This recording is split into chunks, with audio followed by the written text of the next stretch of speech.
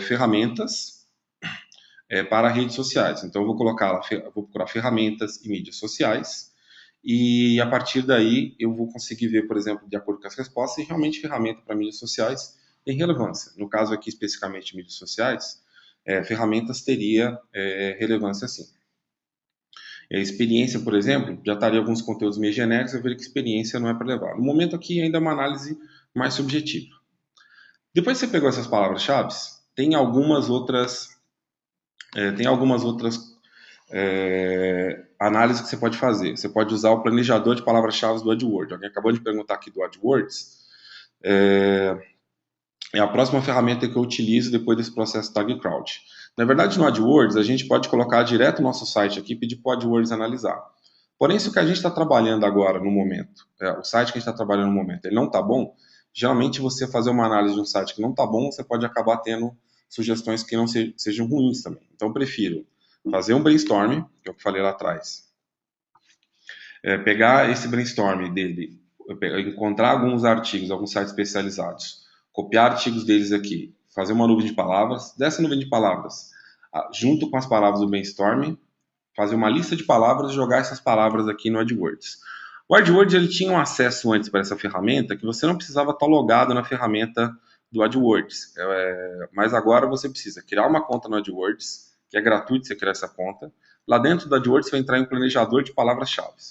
O que que essa palavra-chave, o que que esse planejador de palavras-chave faz? Você vai colocar aqui uma palavra-chave por linha, você vai selecionar aqui Brasil, português, pode deixar desktops, laptops, vou dar aqui search, ele vai mostrar aqui embaixo o nível de competição, o volume global e o volume local.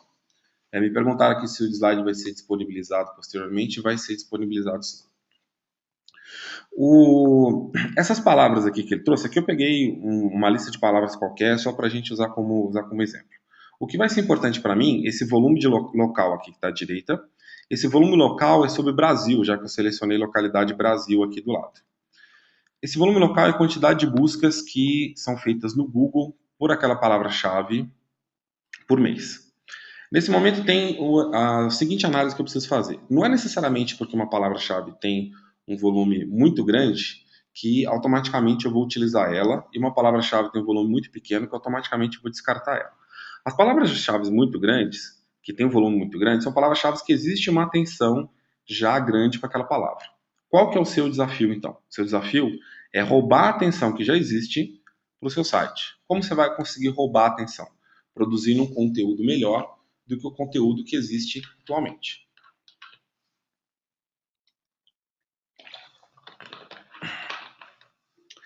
Então, quer dizer, não adianta você escrever qualquer artigo e pensar assim, tem muito volume de busca, eu vou me dar super bem aqui com essa palavra. Não funciona assim.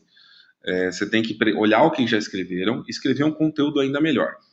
Muita gente pergunta uma série de coisas sobre otimização de mecanismos de busca. A mais importante, e a que funciona desde que o Google foi lançado até hoje, é você escrever o melhor artigo possível.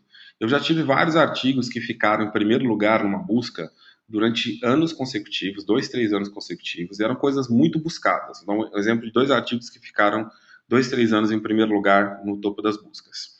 Um era o que é Twitter, como usar o Twitter, o outro foi o que é Foursquare, como usar o Foursquare. São 2 artigos meus que receberam, assim, literalmente centenas de milhares de visitas em cada ano e eles ficaram lá no topo das buscas muito tempo. E eram artigos que muita gente estava escrevendo artigos similares. Por que eles ficaram ali no topo das buscas? Não é só pela quantidade de links recebidos, tanto que hoje outros textos que eu escrevo sem esse tipo de cuidado, eles não ficam em primeiro lugar, mesmo meu site ainda tendo uma quantidade muito grande de links apontando para ele. Esses textos, do caso do Twitter e do Foursquare, quando eu fui escrever esses textos, eu tive o cuidado de procurar por Foursquare, por Twitter, e ver as sugestões de palavra que a ferramenta do AdWords me dava, e olhar as buscas que as pessoas faziam e escrever sobre todos esses assuntos. Então eu percebia lá que as pessoas tinham dúvidas sobre o que era Twitter, sobre como integrava Twitter com o Facebook, sobre como usava, se era possível usar MSN para integrar com Twitter, como integrava Twitter com o celular, como onde eu achava o aplicativo do Twitter para Android. Então tinha lá uma lista de coisas que as pessoas estavam procurando e eu escrevi um artigo estruturado, abrangendo todos esses pontos. Então eu vi que tinha dúvidas de integração, tinha dúvidas de como pessoas usarem, dúvidas de como empresas usarem, dúvidas de aplicativos. Então eu fiz um artigo onde tinha sessões, onde abrangia todo esse conteúdo e respondia todas essas dúvidas. Quer dizer, existia muita competição, eu procurei escrever um artigo melhor do que os outros artigos que existiam, e por conta disso eu fiquei muito tempo em primeiro lugar. Então, quando aparece aqui um volume muito grande, você tem uma vantagem que existe muito interesse, mas você tem um desafio que eu preciso roubar a atenção. Para roubar a atenção, eu tenho que produzir um conteúdo melhor. Quando aparece aqui um volume de buscas pequeno, não necessariamente significa que você tem que, no local, não significa necessariamente que você tem que desistir dessa palavra-chave. Existe um volume, o Keyword Planner tem um visual diferente mesmo, pessoal, quem está estranhando aqui, esse print screen aqui não está 100% atualizado e o Google muda a cada 2, 3 meses, ele muda totalmente as telas dele, então por isso que está um pouco diferente para vocês, mas basicamente vocês têm as mesmas opções aí. Quando a palavra-chave aparece com um volume pequeno, significa que existe pouca disputa, mas não significa necessariamente por isso que você tem que descartar. Se você sabe escrever alguma coisa relevante por ela, você tem um trabalho aí que é despertar atenção. E aí que entra a importância hoje das redes sociais no seu trabalho de divulgação de um site, de um blog. Nas redes sociais, se você conseguir chamar atenção, você consegue pegar uma audiência que está interessada em outro assunto e trazer essa audiência para um assunto que você está escrevendo, desde que esse texto seja bem escrito. Então, uma palavra-chave que tem uma audiência baixa, você sabe que você continua tendo que escrever bem escrito, só que você vai ter que chamar atenção. Não existe uma atenção natural para aquele assunto. Então, você pode tentar inserir dentro desse texto algumas coisas divertidas, engraçadas, curiosas, e aí o título que você vai escolher vai muito mais para aquela linha, talvez do engraçadinho, do que do informativo. Porque num primeiro momento não vai ter muitas buscas, mas você tem que chamar a atenção das pessoas na timeline quando esse texto estiver rolando no Twitter, no Facebook ou em outra rede que você vai estar utilizando. Uma pergunta que fizeram aqui, se é mais importante a palavra-chave no título ou no corpo do texto. A palavra-chave da busca, se o volume for muito grande, é importante ter ela no título. Agora, quando você pega um assunto, que nem o exemplo que eu estava dando lá, o que é Twitter, e você vê que tem várias buscas, eu tento colocar no título as coisas mais frequentes. Por exemplo, o que é Twitter, como usar o Twitter. Eu faço um título composto com essas duas frases. Os outros assuntos, eu vou colocando eles em subtítulos. As coisas ainda menos importantes, as outras coisas que aparecem com volume grande de busca, que eu não consegui colocar em subtítulos, eu escrevo dentro do parágrafo e coloco em negrito. Então eu tento inserir todas as palavras-chave relacionadas ao assunto dentro do mesmo artigo. Uma coisa, eu não coloco no título só porque tem muito volume de busca no Google, eu não coloco no subtítulo só porque tem muito volume de busca no Google, nem coloco em negrito só porque tem muito volume de busca no Google. Eu coloco isso numa ordem que faz sentido para a pessoa que está procurando. Eu tenho que pensar sempre o seguinte: no usuário, quando ele encontrar esse meu artigo, ele está estruturado em subtítulos, ele está com essa palavra em negrito, vai ficar mais fácil para ele entender o que está escrito, vai ficar mais fácil para ele, num texto longo, encontrar um trecho do texto que era o que ele estava procurando. Se você fizer aquilo que funciona melhor para o usuário, isso vai funcionar em qualquer modificação que o Google fizer no futuro dele, em qualquer algoritmo.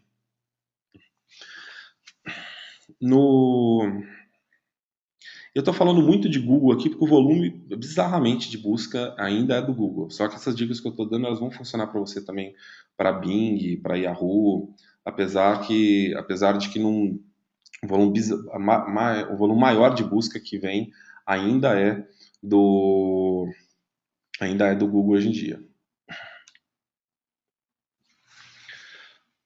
Outra coisa que perguntaram assim, se procurar muita palavra-chave não tira a naturalidade do texto. Se vai ficar esquisito você encaixar a palavra-chave no texto, não coloca. A pessoa vai se sentir incomodada com o tá lendo, vai desistir de ler o seu artigo, vai ler o artigo de outra pessoa.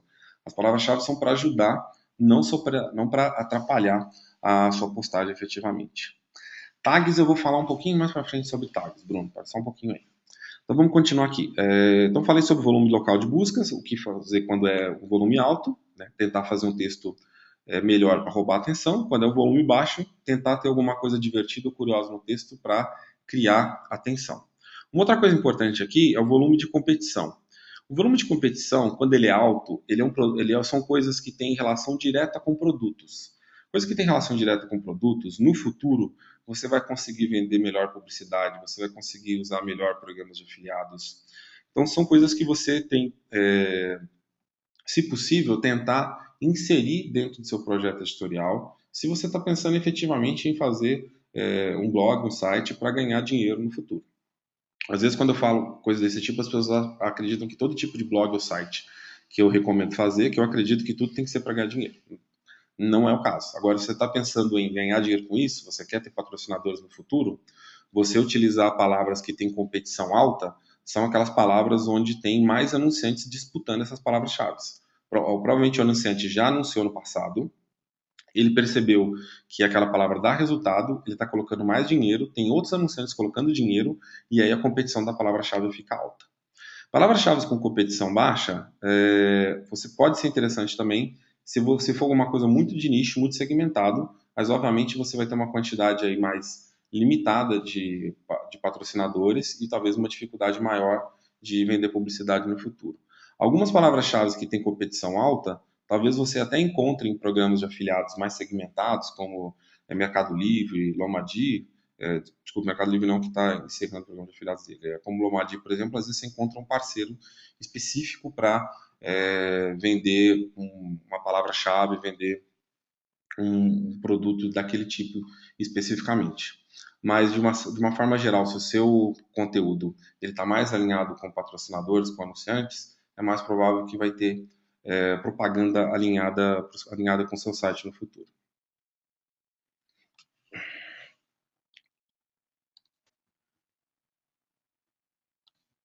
Me perguntaram se vale a pena o blogueiro investir em AdWords como divulgação do blog. Não, não vale a pena. Você vai ter um custo muito alto e o AdWords, ele tem um foco muito dele, na verdade, quando as pessoas clicam muito mais em AdWords quando elas estão pensando em comprar, adquirir alguma coisa.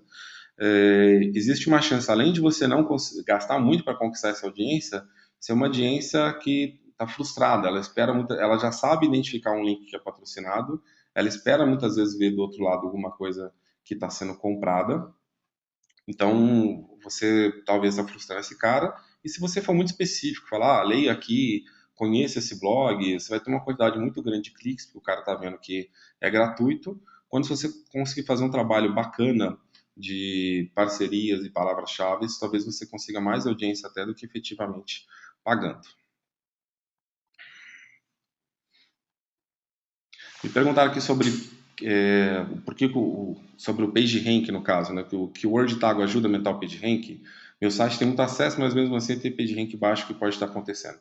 O PageRank, a medida principal do PageRank é você ter muitos links apontando para o seu site. Para ter muitos links apontando para o seu site, é importante você divulgar bastante redes sociais e ter um bom relacionamento, boa parceria com outros blogs, outros produtores de site. O importante é Outra coisa muito importante é que essa geração de links ela seja natural e espontânea. Eu vou falar um pouquinho mais para frente de influenciadores, de como vocês descobrirem esses parceiros para você colocarem as palavras-chave corretas.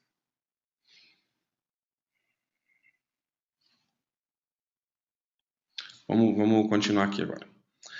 Outra ferramenta que vai te ajudar a selecionar as palavras-chave é o Google Insights. O Google Insights, ele vai... Desculpa, na verdade, Google Trends, essa URL aqui está desatualizada, mas se você clicar vai cair no mesmo lugar aqui no Google Trends. O Google Trends ele permite você fazer algumas avaliações com palavras-chave. Aqui eu estou usando para comparar 3 palavras que são sinônimas no Brasil nos últimos 12 meses. O que eu consigo verificar daqui? Primeira coisa, de 3 palavras sinônimas, eu consigo verificar qual delas tem volume maior. Eu posso comparar o volume entre essas palavras. Eu consigo comparar também sazonalidade. Aqui vocês vão ver aqui que a aipim, mandioca e macaxeira tem um volume maior no meio do ano, provavelmente por conta de festa junina, onde fazem muitas receitas com mandioca, né? Se você for olhar palavras-chave relacionadas, aqui embaixo é o bolo de aipim, etc. Geralmente são receitas relacionadas a essas palavras, né?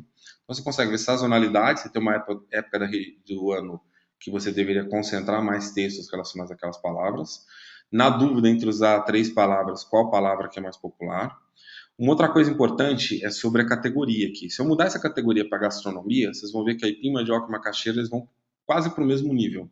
Se eu mudar aqui para agronomia, fica basicamente só mandioca. Ou seja, dependendo do segmento de mercado que você está produzindo conteúdo, vale mais a pena às vezes uma palavra-chave ou outra. Então o número que aparece aqui no AdWords, no planejador, não é basicamente o número definitivo. Aquele número é o número geral de busca sobre aquela palavra, e às vezes uma categoria específica, esse número pode ser modificado. Outra coisa é a minha regionalidade. Se seu público maior é de uma região específica, você usar às vezes uma palavra ou outra pode ter mais sentido, né? No caso, a aipim tem mais concentração numa parte do sudeste, numa parte do nordeste, mandioca mais na região centro-oeste, região sul, macaxeira mais na região norte, nordeste do país. Então, dependendo do foco do seu público-alvo, uma região específica do país pode ser uma palavra mais interessante ou outra.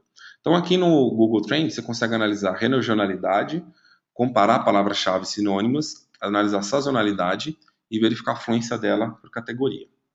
Vou ver algumas perguntas que tem aqui. Agora está na moda divulgar melhor um post nas redes sociais. Você acha recurso interessante ou ainda a audiência orgânica melhor?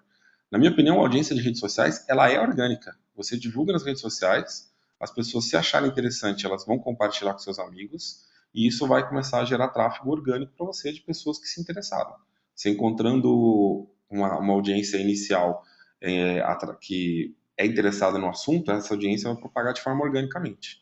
Então, na verdade, você tem várias ferramentas, não tem por que você deixar de usar ou focar. Também não sou a favor de você focar só em redes sociais. Você tem que usar tudo que você tem à disposição. Pessoal perguntando, pessoal, quem tenta pagar para ser linkado é para aumentar o PageRank. Sim, é para pagar. O pessoal tenta, cassino, né? Tenta pagar para ser linkado para aumentar o PageRank de forma artificial. Até uma questão interessante sobre essas. Né? Esses dias me perguntaram sobre post patrocinado, se a pessoa deve usar no follow ou não. Eu sou a favor, olha, primeiro deixar bem claro assim, que o Google ele é contra esquemas artificiais de links e ele te recomenda sempre que você vai colocar um link patrocinado a utilizar no follow para não inflar artificialmente o link de alguém. Eu sou a favor de, num post patrocinado, você não colocar um nofollow, fazer um link normal. Eu vou explicar por quê. Eu sou contra você fazer um post patrocinado só porque estão pagando.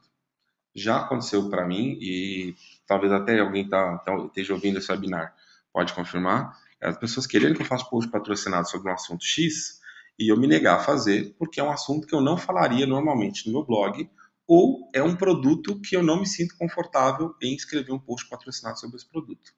Ou seja, eu não vou subverter a audiência do meu site somente porque eu estou recebendo para isso. Eu sou a favor de você só fazer um post patrocinado, só fazer um publi editorial, se for um conteúdo se for alguma coisa que você realmente endossa. Dito isso, quando você está fazendo um post patrocinado sobre uma coisa que você acredita, sobre uma coisa que você endossa, não tem motivo para você não escrever isso normalmente, sem usar o nofollow. Dessa forma, você cria, inclusive, um atrativo maior para quem está anunciando, que você está colocando sua opinião verdadeira, você não está escrevendo um negócio forjado, você está expondo aquilo para uma audiência interessante e você, de certa forma, está ajudando ali o patrocinador a ficar bem posicionado em busca, mas você está ajudando uma coisa que você acredita, uma coisa que você endossa. Então, quer dizer, você está linkando algo que você linkaria naturalmente. Por isso que eu recomendo você não utilizar o nofollow.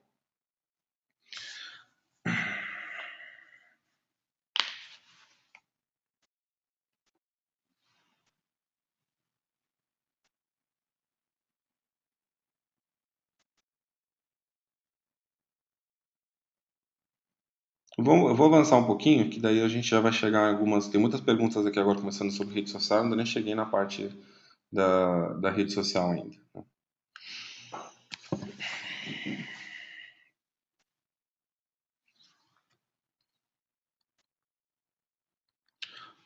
Tá? Eu fico mudo porque eu fiquei quietinho um pouquinho, vou até falar já. Vamos avançar um pouquinho e a gente tentar pegar pelo menos o conteúdo geral que estava previsto aqui. Uma vez que eu defini as palavras-chave, encontrei as principais palavras-chave, Eu acho interessante você fazer uma busca geral sobre o que estão falando sobre nas redes sociais sobre aqueles assuntos, para você escrever uma coisa mais ou menos alinhada com o que as pessoas estão falando. Às vezes a gente começa a escrever algo e a gente é muito fã, muito entendedor do assunto, e a gente escreve de própria cabeça, da nossa cabeça, esquece que existem outras pessoas escrevendo já sobre esse assunto há mais tempo. Quer dizer, já existem conversas acontecendo nas redes sociais sobre aquilo que você quer falar. É importante você entender como que está o nível dessas conversas. Se o nível está muito raso, você pode começar escrevendo sobre posts mais básicos, porque tem pouca gente disputando aquele conteúdo com você, e você já vai ser o conteúdo mais interessante e você vai desenvolvendo esse conteúdo, tornando ele mais complexo aos poucos. Se você percebe que já tem muito conteúdo básico, você entende muito sobre o assunto, você pode começar escrevendo já de uma forma mais intermediária para avançada. Às vezes as pessoas estão fazendo muitas perguntas sobre um assunto, você sabe qual é a resposta. Então entender qual que é a conversa que já existe, ela vai ajudar vocês a entender melhor como que você deve começar ali o seu conteúdo. Então, algumas ferramentas de busca aqui interessantes para você saber o que outros blogs estão escrevendo. Você tem a busca do Google mesmo aí de blogs, o Blog Search. Essa daqui também já mudou um pouquinho o layout, essa barra aqui que está Web, Images, Maps, Vídeos, New Shopping, Blogs. Ela saiu aqui do lado esquerdo, ela foi aqui para o lado superior, mas você continua tendo essas duas separações aqui, Homepage e Posts. Essa busca por Homepage, ela vai mostrar blogs que tem essa palavra na página inicial. Em geral, quando você coloca aqui, por exemplo, mídias sociais, busca Homepages, aparece na primeira página aqui blogs especializados em mídias sociais. Pode aparecer também blogs que escreveram sobre mídias sociais há pouco tempo. E quando você escreve posts, ele vai procurar posts quaisquer de mídias que falam em mídias sociais, em qualquer blog, não importa sobre o que é o assunto do blog, se ele tenha falado disso recentemente ou não. Então, a busca por post é interessante para saber o que estão escrevendo sobre o assunto. Sobre homepages já é interessante para você encontrar outros blogs especializados sobre o assunto. Aqui já é uma primeira pré-lista para você encontrar parceiros para o seu blog. Quem escreve sobre o mesmo assunto, e você de repente pode fazer alguma parceria de conteúdo, trocar links, eu vou falar um pouquinho mais disso para frente. Por hora você vai fazer o seguinte, você vai anotar a lista de links aí, quem são esses blogs que escrevem aí sobre esse assunto, e a gente vai analisar esses blogs daqui a pouquinho. Se eu quiser saber o que estão escrevendo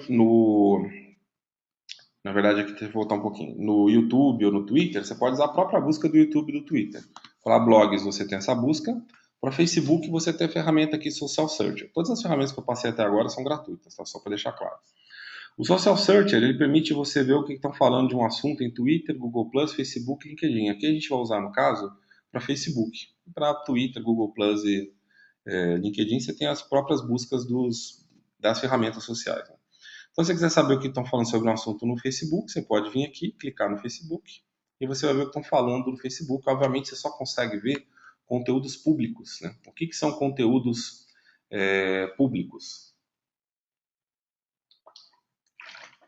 São conteúdos que as pessoas publicaram ou como público na sua timeline, ou escreveram em grupos abertos, ou elas colocaram em fanpages. Qualquer conteúdo de fanpage ele é um conteúdo público, e aí você consegue ver o que estão falando no Facebook por aqui.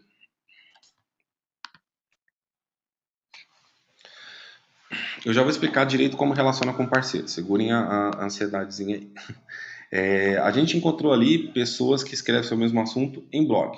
Como é que você encontra pessoas que escrevem sobre o mesmo assunto no Twitter? No Twitter, a busca própria do Twitter vai mostrar o que as pessoas estão escrevendo sobre um assunto. Se eu quiser encontrar pessoas no Twitter, eu vou utilizar o Twips. Tem aqui 3 ferramentas, eu gosto mais do Twips. Vou mostrar aqui para vocês o Twips com a carinha dele. Aqui no Twips eu posso fazer uma busca por local e por bio. Então eu posso procurar, por exemplo, veterinários que têm veterinárias que tem no Twitter, procurando na bio. Obviamente a pessoa tem que ter escrito na bio dela que ela é veterinária, né, ou veterinário. Quando você entra no Twitter, de cara, ele tem um menuzinho explicando formas de você combinar essas buscas aqui. Então você pode combinar aqui, como eu estou mostrando no exemplo, o location com o bio. Você pode combinar bio também várias vezes. Você pode aqui, abrir um parênteses aqui, colocar bio, dois pontos, veterinário, or bio, dois pontos, veterinária, fecha parênteses. Né? Aí você acharia veterinários ou veterinárias em São Paulo. Então você pode brincar com isso daqui. Aqui do lado direito ele tem alguns filtros, né, os seguidores, quando a conta foi criada. Em geral, eu pego lá uns 20, 30 twitteiros que têm mais seguidores, uns 20, 30 twitteiros que têm contas mais antigas no Twitter. Não necessariamente o cara tem conta mais antiga ou tem mais seguidores, ele é automaticamente mais influente.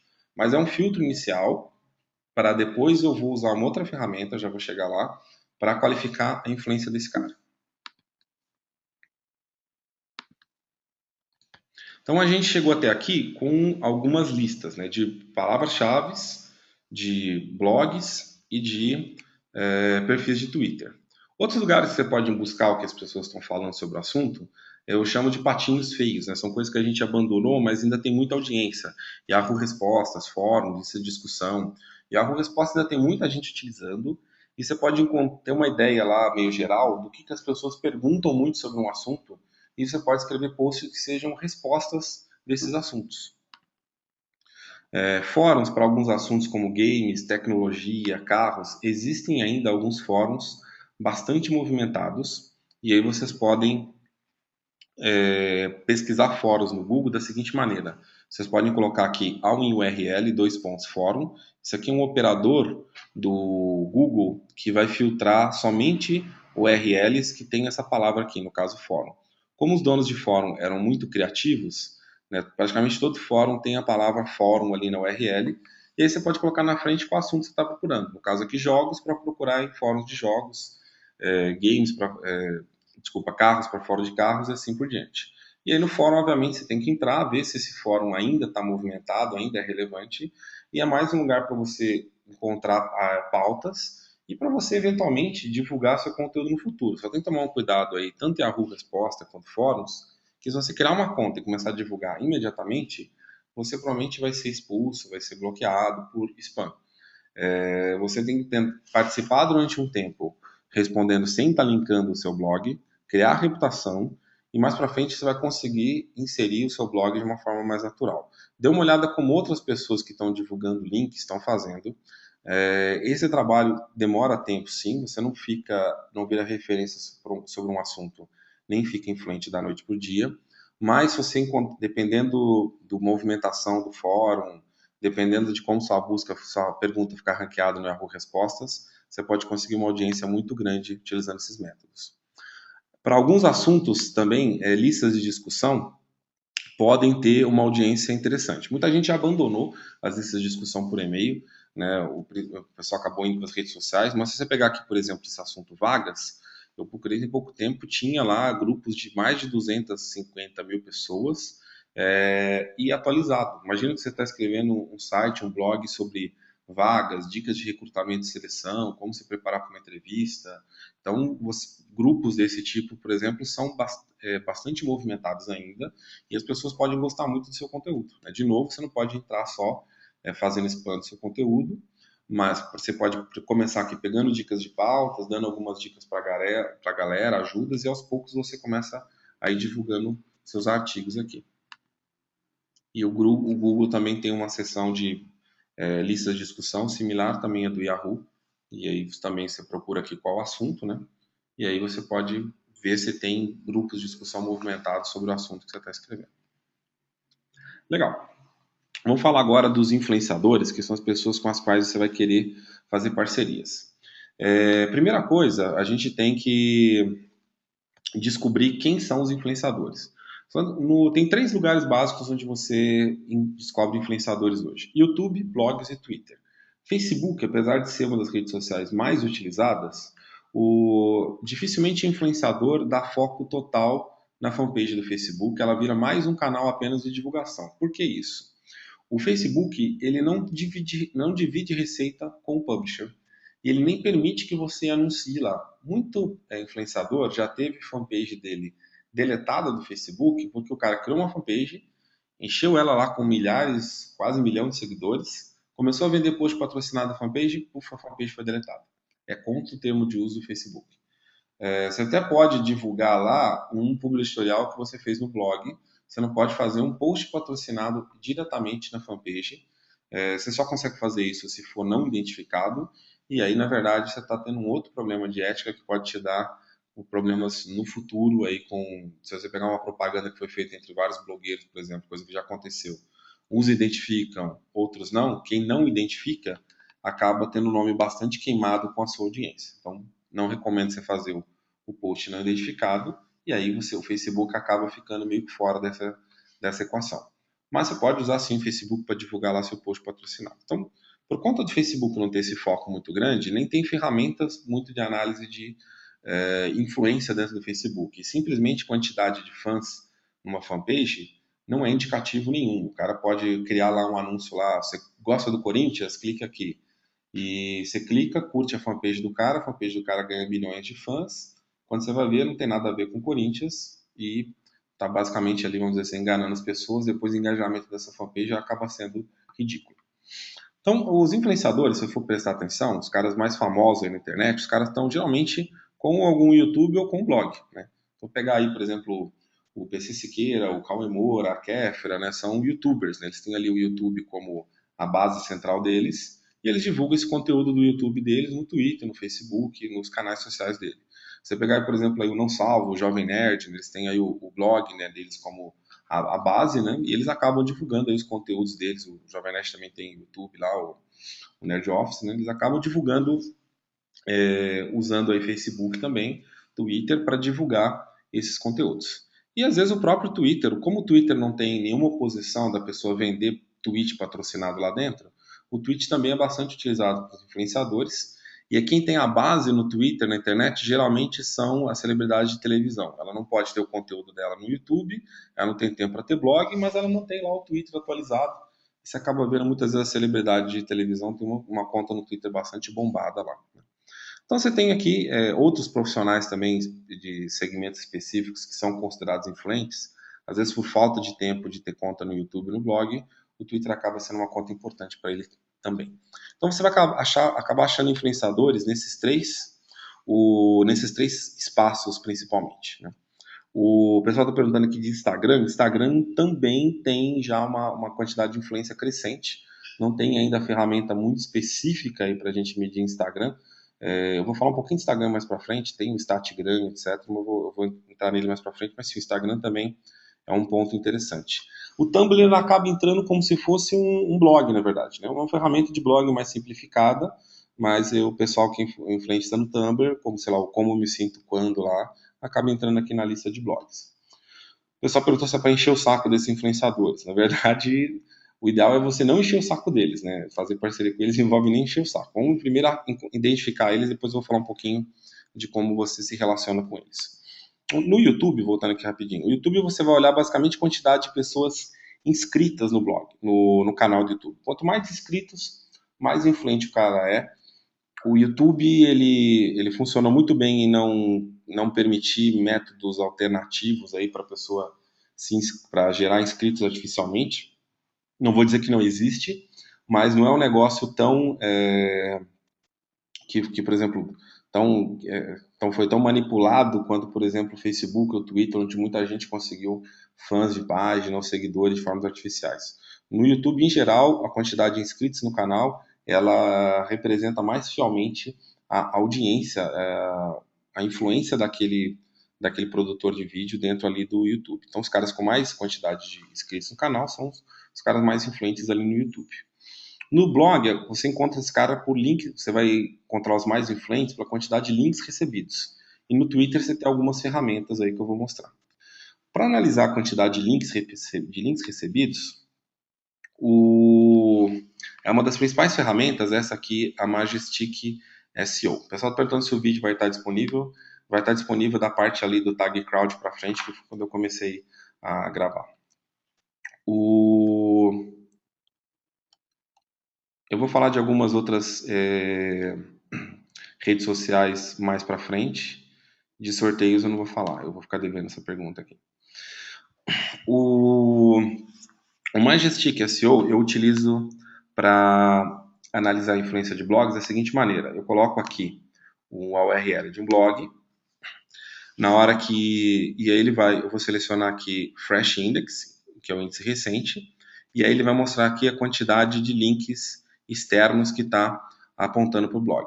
Quando eu coloco Fresh Index, o Majestic SEO ele vai mostrar só os links, se eu não me engano, eu não lembro se é um ano ou se é 90 dias para cá, mas são links mais recentes. O Historic Index é dos últimos 5 anos. Quer dizer, são links que o cara conseguiu nos últimos 5 anos, o que não importa muito para a gente se ele conseguiu muitos links no passado, importa para a gente se ele é influente no presente, se ele ainda está conseguindo links, uma quantidade significativa de links hoje. Então, a ideia é assim, todos aqueles blogs que vocês acharam na pesquisa do Blog Search, vocês vão testar um por um aqui, essa ferramenta ela é gratuita, e vocês vão ranquear ele por quantidade de links externos. Esses caras com mais links externos são os caras mais influentes, com menos links são os caras menos influentes. Aí você tem que você vai tentar, na verdade, trabalhar aí você vai já ter uma lista, né? Você pegou lá os blogs, achou um blog search, testou cada um deles aqui, veio quem tem mais quantidade de links externos, você encontrou quem são os caras mais influentes. Forma 1 de você trabalhar com influenciadores. Você utilizar eles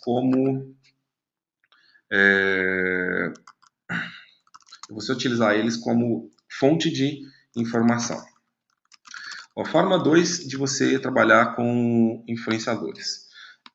Você tentar produzir algum tipo de conteúdo com ele. Se o influenciador ele for muito grande, é um cara já, vamos dizer assim, muito famoso, que tem bastante repercussão, geralmente ele está saindo na mídia, outras pessoas entrevistam ele, uma forma que vai acabar sendo funcionar melhor de você interagir com esse influenciador é fazer uma entrevista com ele.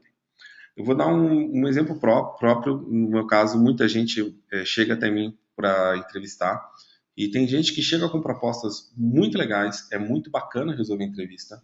Tem gente que chega com propostas assim que não dá a menor vontade de você responder, que você percebe literalmente que a pessoa ela não leu o mínimo sobre você.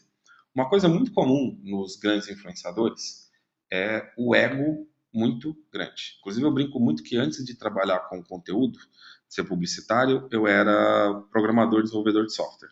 Programador desenvolvedor de software é outro cara que tem um ego muito grande. Então, eu tenho o pré-requisito para trabalhar nas duas profissões, que é o ego grande. Então, quando você vai falar com o cara e ele percebe que você não leu, não estudou nada sobre a vida dele, a profissão dele, as coisas que ele realizou, primeiro que a entrevista fica chata, porque ele vai repetir coisas que ele já repetiu para um monte de gente. As perguntas suas são chatas, as respostas dele são chatas, o conteúdo que você vai publicar no seu blog vai ser chato. Se você entende qual que é, e aí só faz sentido o que eu falei de ProPublica editorial atrás, ele vale a mesma coisa agora para o influenciador, só faz sentido você entrevistar um influenciador se realmente você entende o que esse cara faz de interessante, o que esse cara faz de bacana, qual que é o diferencial do trabalho dele. E aí você consegue, primeiro, vamos dizer assim, nesse clima aí de mais entendendo melhor ele, com mais empatia com ele, você consegue perguntar sem estar sentindo muito constrangido ou simplesmente sem estar fazendo isso somente para ganhar a audiência dele. Se você faz uma entrevista bacana e publica, é muito provável que esse influenciador vai poder repercutir esse conteúdo. Se ele é um cara mais ou menos igual a você, assim, vocês têm mais ou menos a mesma influência, vocês têm as mesmas ideias, você pode produzir alguma coisa em conjunto com ele. Você pegar um videologger, se você for ver, eles várias vezes eles gravam vídeos uns com os outros, eles fazem isso não só para ganhar audiência. Obviamente eles ganham audiência com isso, mas uma vez que eles têm uma influência parecida, quando eles trabalham juntos, eles conseguem criar conteúdos mais divertidos que interessam as duas influências. E nesse momento, um se apresenta para a influência do outro e os dois acabam ganhando mais audiência com isso.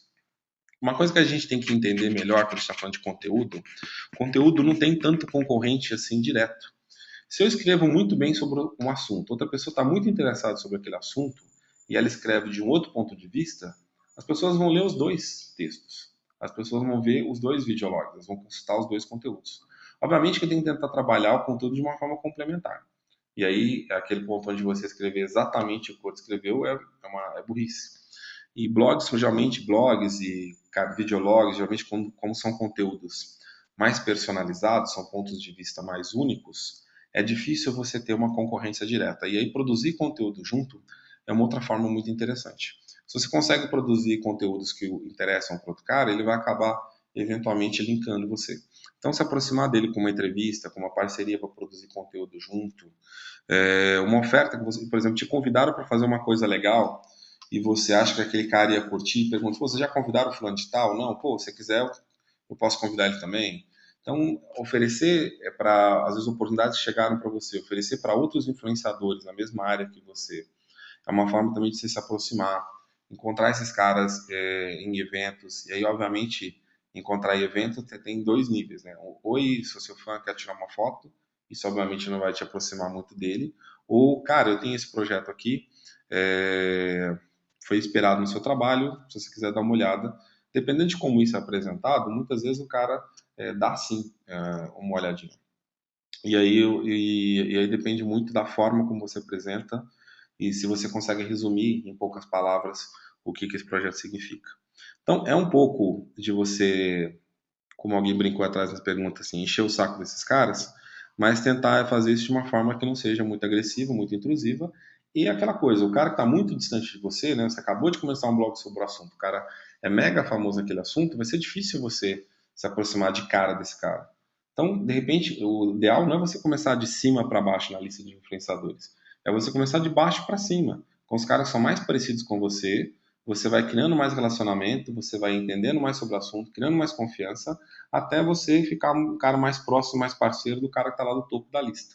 O problema é que todo mundo mira primeiro no cara que está no topo da lista, você erra nessa aproximação e você nunca consegue se aproximar de um outro blog, de um outro videolog que fala alguma coisa parecida com a sua.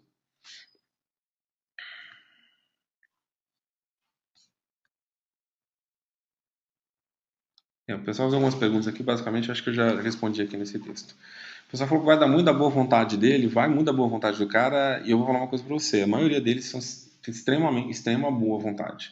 Vou dar exemplo de três caras que direto eu tô com eles em evento, que a gente faz bastante coisa junto, o Cid do Não Salvo, o PC Siqueira, o Cauê Moura. Eles interagem com muita gente no Twitter, pessoalmente eles dão atenção para muita gente, conversam, tiram foto, responde as pessoas, comentam, responde o que elas comentaram no Instagram, no Twitter. Obviamente depende. Às vezes o pessoal fala assim, mas eu já tentei falar com os caras, não consegui. Às vezes o cara tem lá 1.000 comentários, se você for ver que ele respondeu 20, 30, 40, 50, cara, ele deu atenção para muita gente. Obviamente você não chamou muita atenção ali. É por isso que você chegar nesse cara de cara, você fica muito parecido chegar no início. Esse cara tá lá no topo, você fica muito com cara de fã e você não consegue chamar essa atenção de uma maneira tão bacana. Se você começa ali de baixo para cima e o conteúdo desse cara, o seu conteúdo chega recomendado para esses top influenciadores de vários lugares diferentes, eles dão uma atenção. O Cid, você desenvolveu basicamente no blog dele, está divulgando conteúdo de outras pessoas. Então, se muita gente recomendar, ele vai chegar lá no topo, ele vai acabar divulgando isso, e obviamente, se você fizer bastante relacionamento antes com outras pessoas, você vai conseguir fazer com que quando você chegar nele, você já chegue com mais recomendações. Então, a gente até que respondeu aqui que eles são fofos aqui. Fizeram uma pergunta interessante aqui sobre o Google Plus. Vou fazer um parênteses para falar sobre o Google Plus aqui. Que o Google Plus, hoje ele é a segunda rede social no Brasil com maior quantidade de pessoas inscritas. Em termos de utilização, se eu não me engano, ele cai lá para a quinta rede social. Hoje eu recomendo você ter o Google Plus, nem que seja para você repetir o que você está fazendo no Facebook, para você já se manter lá. E aí tem duas vantagens de você estar lá no Google Plus.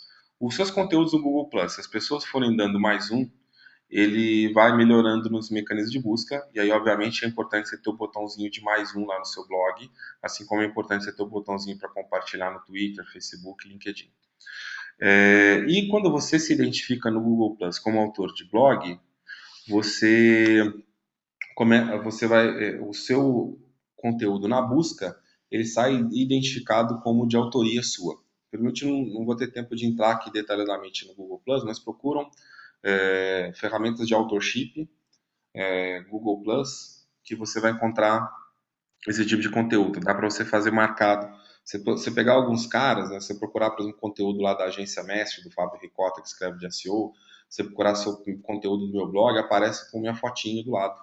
Então ele marca que aquele conteúdo é daquele autor no Google Plus. Isso é uma coisa interessante também que ajuda a destacar o seu conteúdo na busca. Então o mais um ajuda a posicionar seu conteúdo na busca e o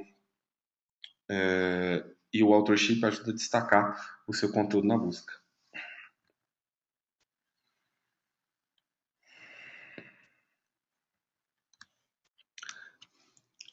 Outra, falando um pouquinho mais de influência, eu quero ver se eu termino pelo menos a parte de influência aqui no horário e a gente marca depois outros webinars para falar para continuar esse assunto aqui, que foi legal, o pessoal fez bastante pergunta e a gente faz outros webinars para a gente continuar com essas outras dúvidas aqui. Pelo menos eu quero terminar a parte de influência.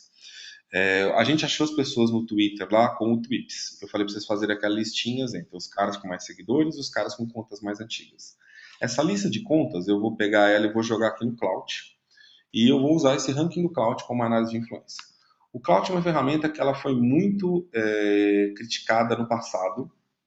O mais só que o Cloud acontece, ele está continuamente mudando, inclusive o layout e a forma de calcular, ele mudou de novo, tem acho que menos de um mês. Eu tuitei lá, mudou o layout e eu fui ver no blog deles, mudaram também algumas coisinhas na forma de cálculo do Cloud. Então hoje, quando eu tenho que analisar a influência de alguém, eu dou uma olhada no Cloud, sim. E aí vocês criarem sua conta no Cloud, linkarem suas redes sociais, é mais um link, né, que está gerando para o seu site no Google e é uma forma das pessoas encontrarem você mais facilmente como influenciador. Então eu uso esse cloud para achar os influenciadores no Twitter. Achei os influenciadores no Twitter, mesma coisa que eu falei para você lá dos influenciadores de blog. Você vai começar um relacionamento com esses caras. Começa primeiro com os caras que têm um ranking de cloud similar ali, inferior ao seu ali, fazer entrevistas, produzir conteúdo em conjunto, convidar o cara para escrever um artigo no seu blog, escrever um artigo para o blog do cara. E, assim, dê opções, algumas opções que você pode usar para interagir com ele. E aos poucos, conforme você vai fazendo amizade com essa galera com o cloud mais próximo que o seu, você vai subindo a listinha, até você chegar nos caras mais no topo, lá mais em cima. Né? Quando você chega num cara desse mais no topo, lá em cima, e ele já ouviu falar do seu trabalho, esse cara dá uma atenção especial para quando você está falando com ele. Eu posso dar um exemplo de que eu já vi isso ao vivo, por exemplo, com o Cid falando, assim, pô, conheço o seu blog, o pessoal do Jovem Nerd falando, pô, conheço o seu podcast, né? Então, como é que esses caras chegam, quando conversaram com o Cid ou com o Jovem Nerd a primeira vez, eles tiveram esse reconhecimento? Porque eles já estavam mais fazendo trabalho há um tempo, já estavam mais famosos ali embaixo e foram subindo aos poucos. Não adianta você mirar de novo, não adianta você mirar lá no cara que tem o clout lá no topo, que esse cara, ele mesmo às vezes respondendo você, ele acaba não criando uma parceria ali de verdade com você. Uma outra ferramenta que eu gosto de utilizar para analisar a influência é o Fabstar. O pessoal perguntando que está apresentar o que Marco Gomes, que eu usei a conta do Marco Gomes aqui e eu esqueci de mudar para Ednei antes de começar, então ficou como Talking Marco Gomes. Desculpa aí, gente, não estou querendo cometer crime de falsidade ideológica. Tá? Outra ferramenta que eu utilizo para analisar a influência no Twitter é o Favstar. O Favstar vai mostrar os seus tweets mais favoritados e os mais retweetados. Se eu entrar em Best Of aqui, ele faz uma mistura com os dois. E eu posso aqui em cima, em Show, escolher só os mais favoritados, só os mais retweetados. O que são qual a diferença dos dois aí? Em geral, as pessoas favoritam coisas para elas lerem depois. Se você for pegar o meu aqui como exemplo, os mais favoritados tem aqui 17 ferramentas gratuitas de análise de mídias sociais, 21 ajustes rápidos que você pode fazer no seu blog para tornar um sucesso. Esses são coisas assim, o cara não para o que ele está fazendo no meio do dia e vai lá fazer 21 ajustes no blog, pesquisar 17 ferramentas, então ele favorita para ele olhar depois. O retweetado são coisas que as pessoas querem propagar na hora para muita gente. Então o cara achou engraçado, divertido, inspirador, profundo, ele quer repercutir na hora. Se você mudar o meu aqui para mais retweetados, aparece um monte de frases de autoajuda, parece que eu virei autor de autoajuda. Que, na verdade, de um tempo para cá eu comecei a postar minhas reflexões no Twitter, como as pessoas dão muito RT, eu achei legal, eu continuei fazendo isso. Brincadeira, na verdade foi uma experiência que eu comecei a fazer de misturar mais meu lado humano e profissional, mas isso é um assunto para um outro dia, para um outro assunto. O mais favoritado, o mais retweetado, te dá algumas ideias. Um, de coisas que ficam mais populares na rede. Dois, te ajuda a conhecer melhor um pouco aquele cara, sobre o que ele posta, o que ele faz com frequência. Eu uso isso mais para me aproximar de alguém do que efetivamente para copiar. Copiar o estilo de um cara, na verdade, dificilmente você vai conseguir ter o mesmo sucesso com ele, porque as pessoas gostam de quem tem uma personalidade única, uma personalidade mais marcante, mais diferente. Então, te dá ideia, sim, mas te ajuda muito mais a entender o que fez sucesso nele e talvez montar aquela entrevista um pouco mais profunda, mais personalizada, né? Por exemplo, você olhar os conteúdos que a pessoa está postando, você consegue fazer os conteúdos mais famosos, consegue fazer perguntas mais às vezes interessantes aí para elas, né?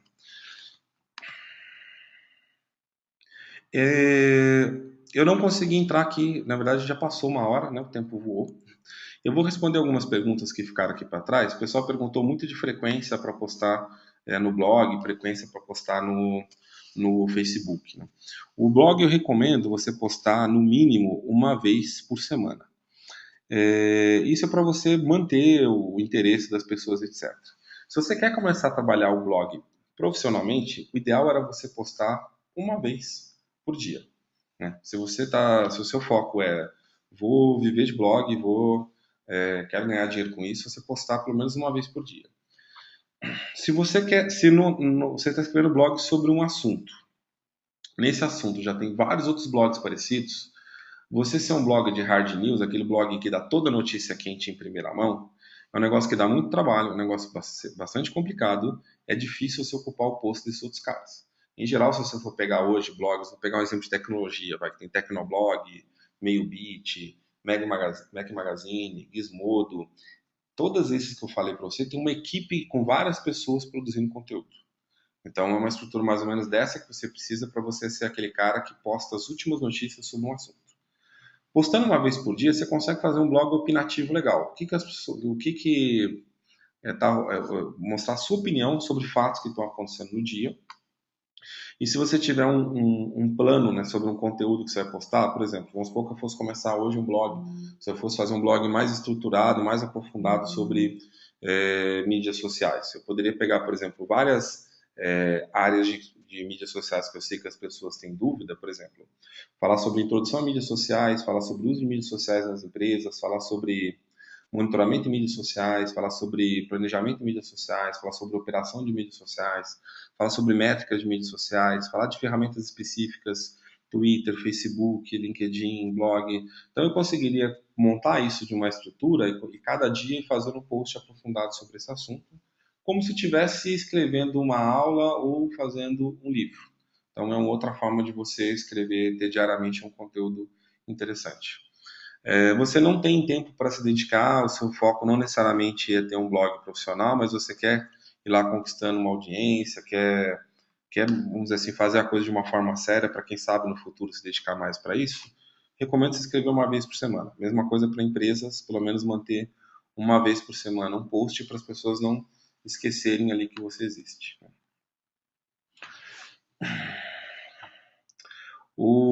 Eu vou deixar o vídeo, eu estou gravando aqui, espero que tenha dado tudo certo com a gravação. Eu vou deixar o vídeo e o slide disponível para vocês. Felizmente já deu aqui uma hora que a gente está fazendo. E fazer um webinar muito longo vai ficar meio cansativo, tanto para vocês quanto para mim. Fora que ninguém vai conseguir ver o vídeo completo depois. Vamos programar com certeza um outro webinar desse, onde a gente continua aqui de onde a gente parou, né? Então a gente pesquisou ali as palavras-chave, nós olhamos nas redes sociais o que estão sendo dito dessas palavras-chave, encontramos aí quais são os influenciadores aí no Twitter e em blogs, e eu vou fazer um outro projeto, um outro webinar onde a gente já vai entrar no comecinho dele já falando de projeto editorial, e que é, na verdade, uma das coisas que eu tinha programado hoje, que infelizmente o tempo não funcionou. Tá bom? Obrigado, pessoal, que vocês ficaram até aqui. Tem 158 pessoas. Vocês podem ficar mandando perguntas para mim no Twitter, @internei. e depois eu vou publicar isso no meu blog, o internet.net, e provavelmente vai estar também no blog lá da Bubox, né? Vocês sigam a Bubox no Twitter, @buboxbr, e o site da Bubox, bu-box.com. A gente se vê por ali. Um abração, pessoal. Até mais. Tchau, tchau.